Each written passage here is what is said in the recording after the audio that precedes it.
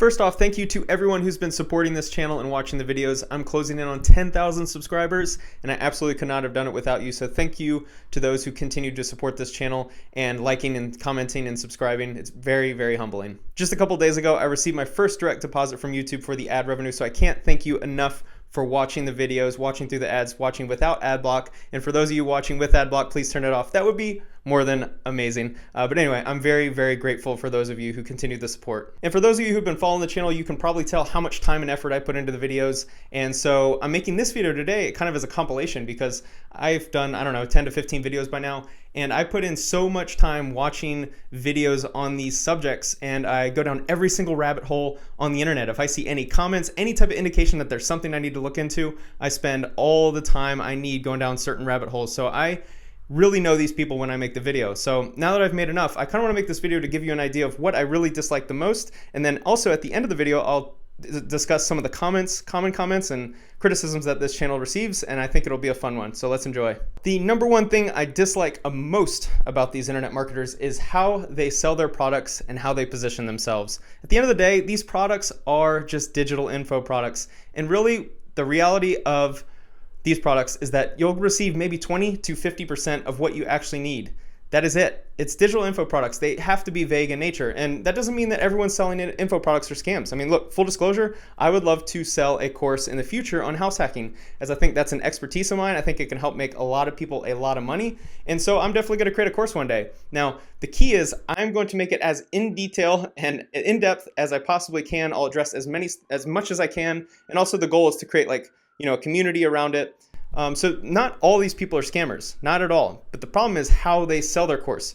If I were to go sell a course, the key is if you really care about helping people, you will disqualify as much as you can. Now, what does that mean? That means if you know your product isn't for single moms, then you're going to say, hey, if you're a single mom, please do not buy this. If you know your product isn't for someone who works a 9 to 5, you're going to say, hey, look, if you work a 9 to 5, this product isn't for you. And the reason why you do that is because you do not allow people who is not a good fit for that product. You don't want them buying, because if you truly care about the customer, then you want to market the product to those who will need it and those who will succeed from buying your product. And really what happens with a lot of these people is they cast the biggest net, right? I just did a video on Graziosi. If you watch the way that these people sell, they cast a huge wide net, and the way they sell really elicits emotional responses within people, and it gets people to opt in that are not a good fit for the product. And what ultimately happens is, because these people are masters at selling and they're masters at direct selling, they know exactly how to trigger certain emotional responses within you,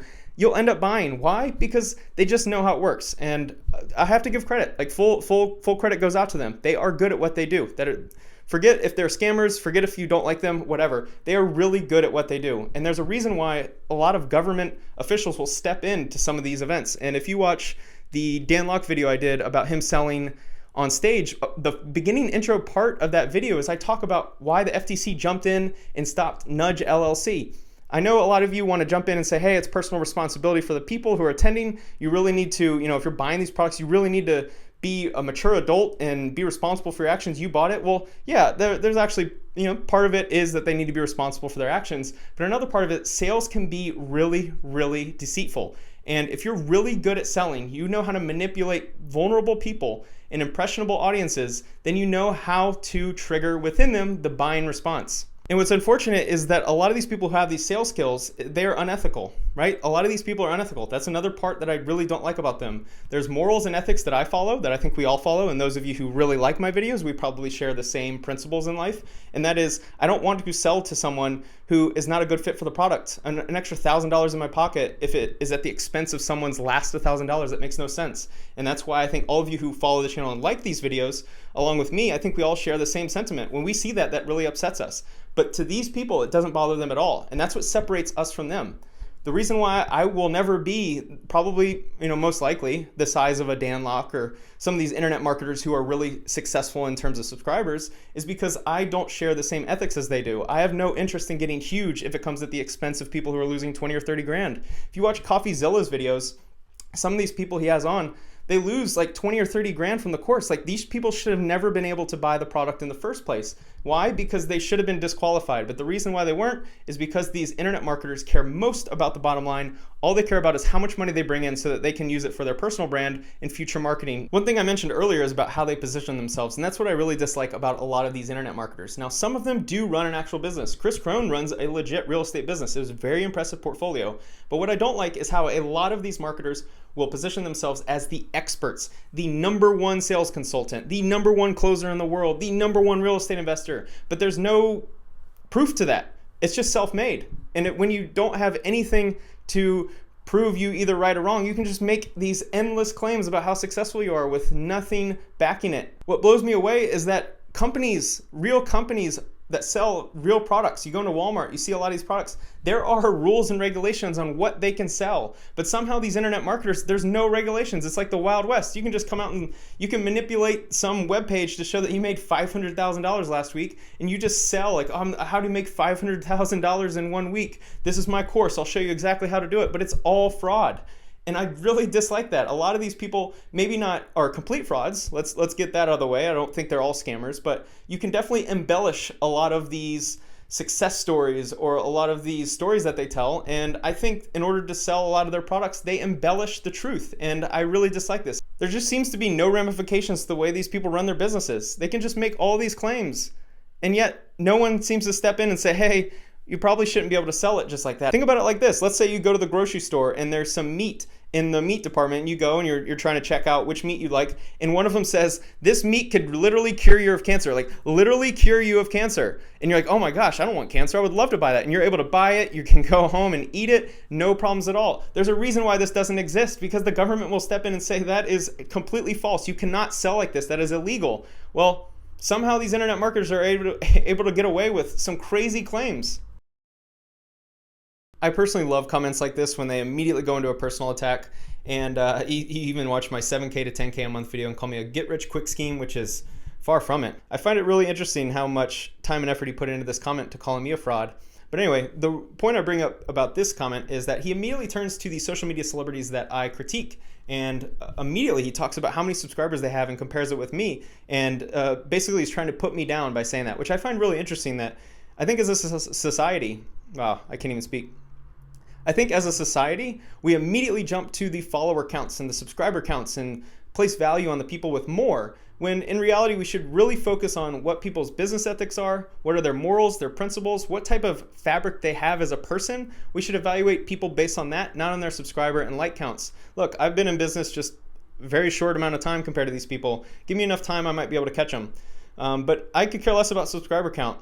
I really could. It's great that mine is growing. I'm very thankful. Hopefully one day I have 1.5 million subscribers. That'd be totally dope. But that isn't everything. What is really important is, can you build a business built on a good foundation? Can you support the people in your community? Can you make sure the people in your household have food to eat? They feel safety and security? Do you take care of your employees? All these things matter way more to me than how much money I make or how much business I do in a month and I can show it on social media. Maybe you should stop critiquing others. Look, N. Smith, the reason why I make the videos I do is to bring awareness. I have nothing wrong with a lot of these people. I just have issues with the way they run their business, and I want to bring awareness to the consumers to see what these people are actually like, so that you can make a conscious decision to buy their products or not. As long as you're aware of the decision you're making and you're not being manipulated by their sales tactics, then that's totally cool. So I'm going to continue making these videos. I'm going to keep I don't really like to use the word exposing, but in some ways I am exposing these people, and I'm going to keep doing it for as long as I can. And he even lets me know that I should get a life moron. I'm going to give a shout out to Ridge Mallory. He's been a subscriber for a while. It says, this is cool. I'm right in the middle of reading Burr. What book would you recommend next for me? So I love that he's reading. Reading is incredibly important. And whenever you begin a journey, when you're trying to learn something, of course, reading books is one of the best ways to learn. However, at some point, I think people transition to information hoarding. And this is where you begin reading too much, where you just want to read the next book. You're always looking for the next book and the next book and the next book, because that's going to be the solution.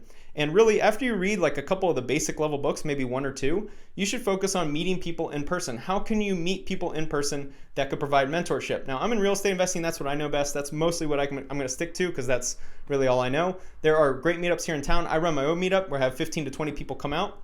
And every single month when we have our meetup, you could probably learn more in an hour just by talking to the people doing deals and actually running real estate businesses than you can in hundreds of books. So that is why I recommend to everyone to go out and meet people in person. And when you become friends with these people, people that are slightly ahead of you will mentor you just by accident, basically. Just because you become friends with them, you'll be around them, you'll have mentorship through osmosis. You don't have to do that official, like, will you mentor me type thing. So if you're looking for the next book, I mean, that's great. Maybe he needs to learn. So the Bigger Pockets probably has the best sources for books about real estate. But keep in mind that there comes a time when you need to start taking action and go out in person and meeting people as opposed to reading more books. And here's my favorite comment. The only charlatan I see here is you, Spencer Cornelia. You are a real fake. I love when people call me fake. I think it's really funny. I'm fully transparent because I have nothing to hide. My business is outside of YouTube. I do real estate. I've got a full-time job and a good career. And so YouTube to me is just stuff I do. I do this on my weekends in my spare time. This is fun for me. And sure, I make a little money with the YouTube ad revenue. I hope to grow, and maybe one day this will become a real thing. But I'm not a social media charlatan in that I'm not selling products based on my image or some perception or how much money I make. I could care less. So I'm really curious where these people come from when they think I'm a fake, because if you watch my videos, I basically share all my losses and wins. On upcoming, because I haven't made videos on it yet, I've had some really big losses recently that I'm gonna help share with you. So you can see, like with real estate, you can have wins and losses. But what I think happens, where this comment comes from, is I think when I make these charlatan videos, I think a lot of people look up to these social media celebrities as their icons. And what happens is I shed light and awareness on the way these guys really run their business. And sure, a lot of it is more of my opinion than hardcore facts.